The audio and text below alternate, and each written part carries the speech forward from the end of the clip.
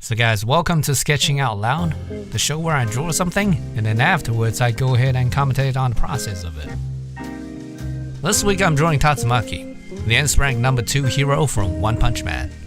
Tatsumaki, despite being a tiny little tsundere, is that how you pronounce it? Possesses immense psychic powers, which allow her to dominate and overcome enemies that most of the time come in much larger and more threatening sizes.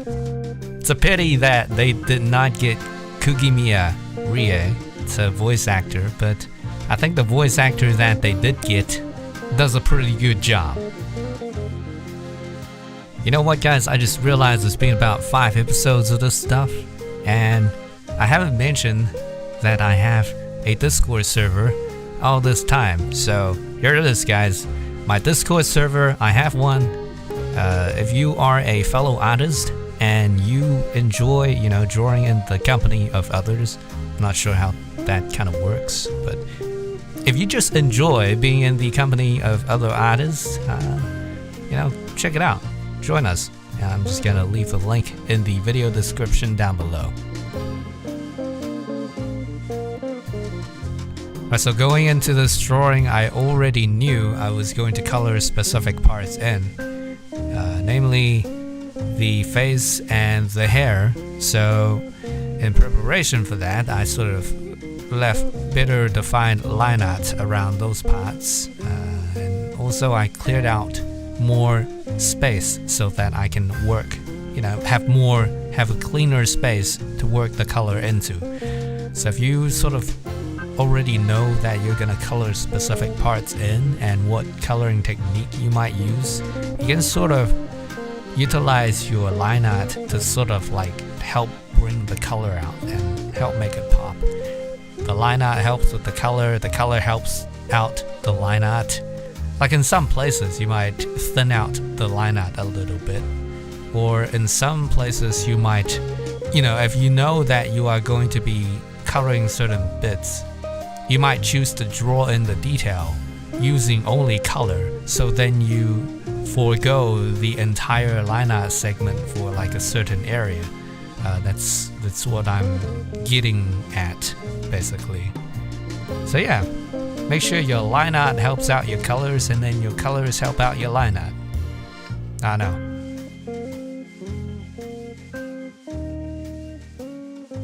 So I actually shaded in her eyes with the line art layer, which was a blunder on my part because I knew I was gonna color her eyes in, but I thought that because the shading was gonna be dark anyways, I may as well just do it on line art layer. But by doing that, I would have less control over the darker tones, like the different colors I wanted to use. So later on in the sketch or the drawing, whatever, I actually went back on the line art layer and I erased the shading for the eyes on the line art layer. Right, so next thing I wanted to talk about was I sort of had a preemptive fear before I even attempted to draw her hairstyle, because I felt like it was going to be a challenge. It's a lot of micro curling because she has the overwhelming telekinesis powers that make her hair just curl up, and all those micro curls, micro curling, if I didn't balance it right, it would just look like she has a bad hair day or something. So I had to sort of carefully draw the curls in so I don't overdo it, and also try to maintain a good silhouette of the general hair shape, because at the end of the day, she has a general hair shape. The details are a thing on its own, but the general hair shape has to be one of the default hair type things. I don't even know what I'm talking about. So to get that glow on enemy eyes, what you want to do is you want to make a new layer and then just make it like a color dodge layer. And you can do this in the blending modes for the layer, where you go to change it to multiply and all that stuff. You can change it to color dodge, And if you have a full-on layer of black that's set to color dodge, black will signify no shine, and then if you use white on that layer, it will make it glow. And if you just keep it all black, it'll just be like a transparent layer. Like you won't even see it on the image, which is really nice. Like you can overlay that on top of the majority of layers. So guys, I'm actually going to be starting a new series on this channel called Quick Draw. These are just going to be, I don't know, like 3 to 5 minute videos, maybe possibly even, you know, shorter segments of videos. It's just going to be drawing videos of music playing in background, nothing much. Mostly for the fact that I wanted to post these guys on other social media platforms. And I think social media platforms, you don't really post like full-length videos type thing. So I was thinking of doing something along those lines, just so I can, you know, reach out to a broader audience type thing. I don't know.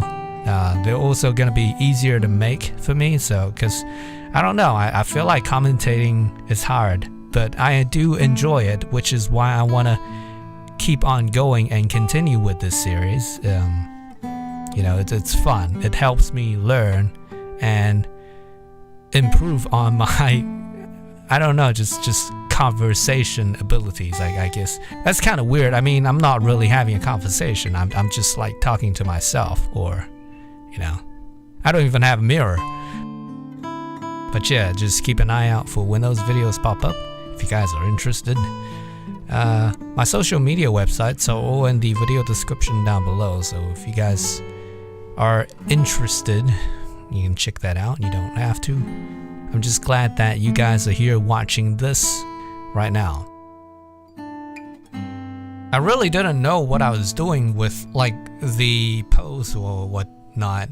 I don't want to do anything super complicated because I wanted to add more patterns in, but then I sort of gave up on adding the patterns, so it became just like a very generic non-pose even. So I'm not quite sure what to say about this part, because I'm basically just freestyling details or non-details, you know, just adding lines onto lines and drawing curls and patterns here and there. I can't really explain it, because when I get into the state of mind where I'm doing these patterns, I pretty much just zone out and stop thinking. It's really relaxing for me because I just go on autopilot mode, and yeah, it's kind of like a mental escape for me, you know.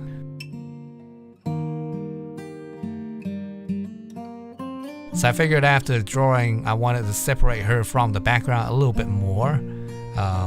You know, her and the patterns separated from the background, make it pop a little bit more. So I did this little folding sheet thing, or whatever you call it. Just a little piece of color, like it doesn't have to be a unique shape or anything like that. But I do tend to like making them shapes a little bit curlish.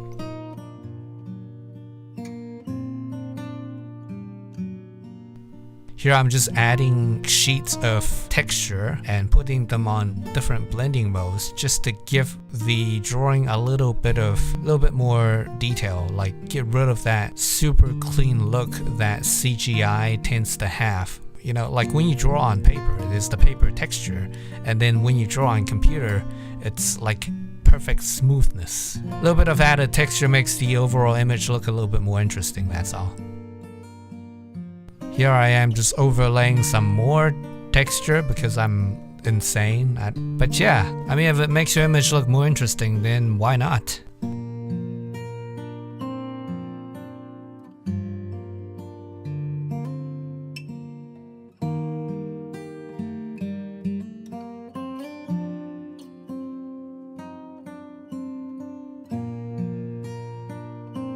And here's the finished product.